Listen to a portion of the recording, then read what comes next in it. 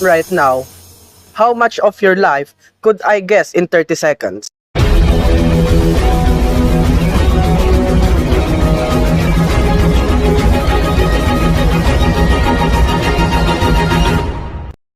It's not magic, that's data. And today, we're going to discuss privacy. First, what is privacy? Privacy is not I have nothing to hide. Privacy is control over your personal information and your personal space. And the legal idea behind it is simple. If people can't think, speak, or live freely without being watched, society becomes scared and controllable. Defeat. In the US, one major legal route is the Fourth Amendment. It protects people from unreasonable searches and seizures, meaning government can't just go fishing through your life without lawful limits. And courts often use this idea: if you don't have a reasonable expectation of privacy, there may be no privacy right to protect. Meant in the Philippines, the Constitution also protects the privacy of communication and correspondence. Generally inviolable unless there's a lawful court order or specific public safety reasons under the law. The Civil Code recognizes that prying into another person's private life can be a civil wrong, even if it's not a criminal case, because dignity and peace of mind matter. So privacy is a right, but it's also a balance. The law tries to balance security, public interest, business innovation, and your dignity. To understand how this balance is applied, let's look at how the law protects specific areas of our lives. Monday, Monday, Monday, Monday, Monday, Monday, Monday, Monday, Monday, Monday, Monday, Monday, Monday, Monday. Financial data is one of the most dangerous kinds of data to lose because once someone has it, they can destroy your life on paper, loans, jobs, and even housing. First, the Fair Credit Reporting Act. This pushes accuracy, fairness, and privacy in credit reporting. The ethical issue: if your profile is wrong or biased, you can get denied opportunities you actually deserve. Next, the Right to Financial Privacy Act. This limits government access to your bank records without proper legal process. Ethically, it highlights the tension between public security and civil liberties. How much visibility should this state be granted?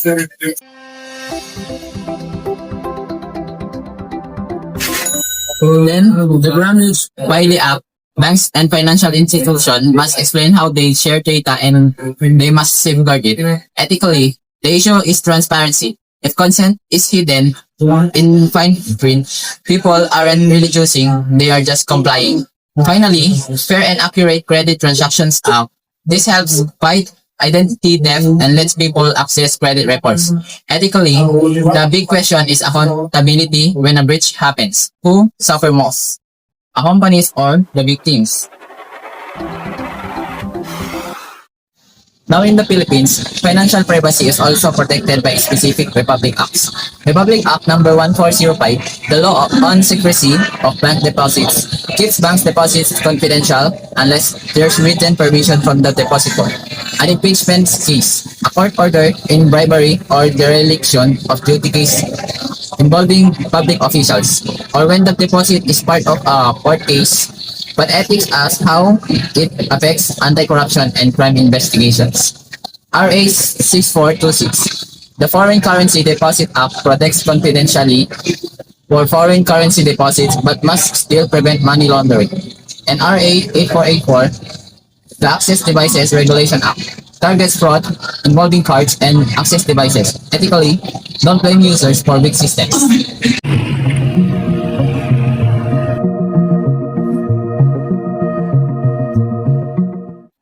Health data is some of the most sensitive data you can have because it can affect insurance, employment, and even relationship. In the United States, the Health Insurance Portability and Accountability Act protect medical information and limits disclosure. The ethical rule is simple: need to know access only. The right people should see it. Then the American Recovery and Reinvestment Act included strong privacy protection for electronic health records, encouraging safeguard like audit rate and encryption, ethically digitalizing records improve care, but if a breach happens, the damage spreads faster and wider. In the Philippines, the core framework is Republic Act number 10173, the Data Privacy Act of 2012 together with its implementation rules and regulations. The ethical issue is accountability. If you collect data, protecting its duty, that's optional.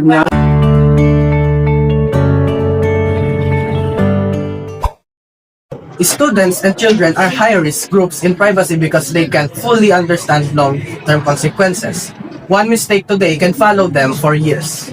In the United States, the Family Educational Rights and Privacy Act can give students rights over their educational records and limits how schools release them. Ethically, the issue is simple. A mistake shouldn't become permanent data forever. Then there's the children's online privacy protection. If a website is collecting data from the children under 13, it must be explained what it collects and get parental consent. Ethically, the reason is clear. Children are easier to influence and manipulate, so the law raises the protection levels. In the Philippines, Republic Act number 9775, the Anti-Child Pornography Act, criminalizes exploitation content. Ethically, we must protect children without using it as an excuse to expand surveillance on everyone. And Republic Act number 9262, the Violence Against Women and Children Act, includes protections where the sensitive information matters for safety. Ethically, privacy can literally mean protection because leaks can put victims in danger.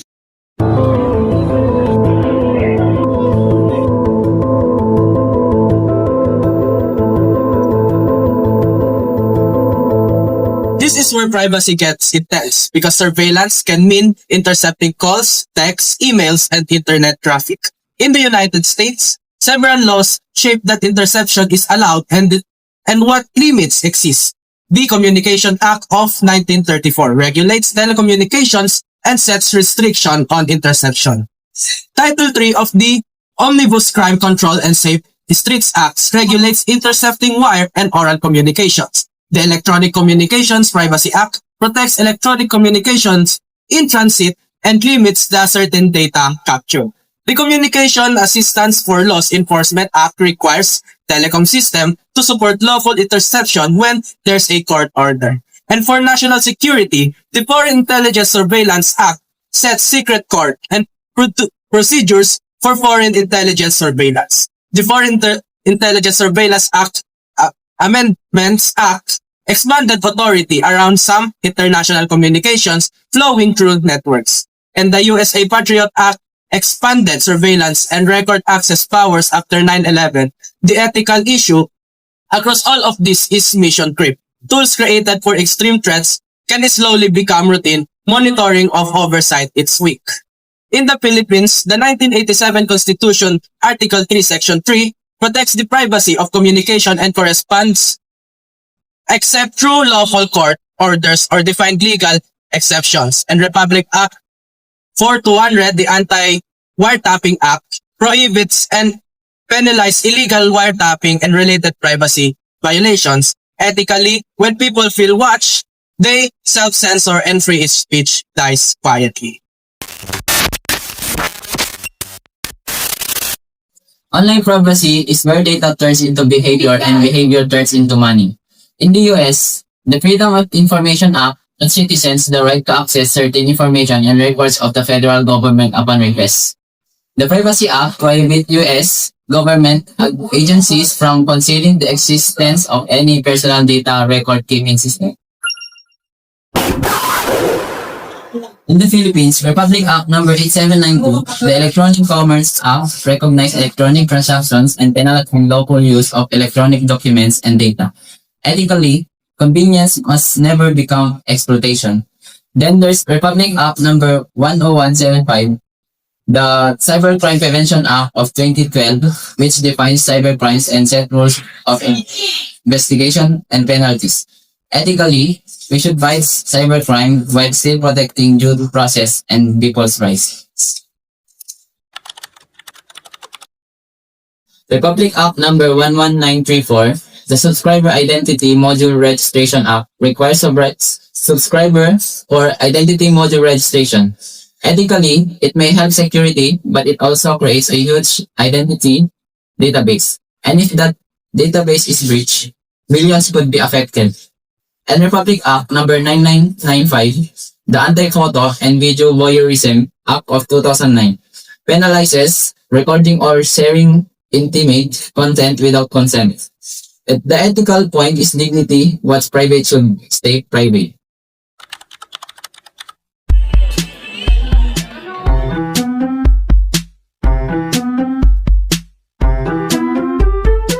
Oh, so now the critical part, let's talk about the consumer profile. This is where the privacy becomes personal. Profiling is when organization combines data points to predict who you are and what you do next. Now just you see this shoe, when you click the shoe app, you're likely to buy shoes next week because your location, searches, and spending patterns say so. Look, Skechers, Dance, Spirit Outsider. Anyway, so how would they know that? So now I'll tell you how the consumer profiling works. First, the data collection, and you register, answer surveys, join consent, or fill up online form. Second, cookies and tracking. Your browser records, visits, clicks, and ad activity so ads can be tailored to you from which size. Third, loyalty and transaction data. Purchases, points, and even warranty registration gets plugged into a personal data. Fourth, the data broker aggregation. Markets combine data from many sources like credit records, shopping history, and online behavior, then sell this profit. And finally, behavioral analytics. Models predict your interests and spending power to target your more precisely.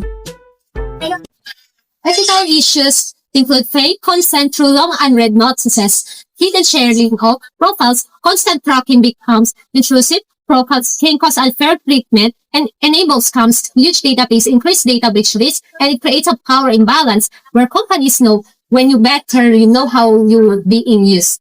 Workplace monitoring is increasing for one simple reason. Companies feel they have more to lose. Employers monitor workers to make sure corporate information technologies rules are followed, to prevent abuses that reduce productivity, and to limit exposure to legal problems like harassment lawsuits.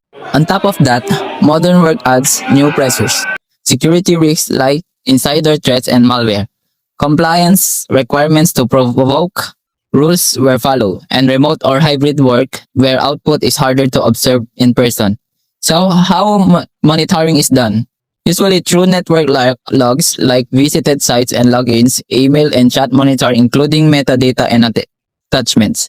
Endpoint tools that track app usage or screenshots, CCTV, and access control like cameras and badge logs, and sometimes location tracking on company devices. But ethically, this is where it gets sensitive. Employees deserve transparency about what's monitored. Monitoring should be proportional. Only what's necessary because surveillance can damage trust. For the sci-fi part, advanced surveillance technologies. The capability today isn't just record video, it's track, connect, and analyze people. Modern surveillance includes advanced camera, networks, and person location system that can pinpoint physical location.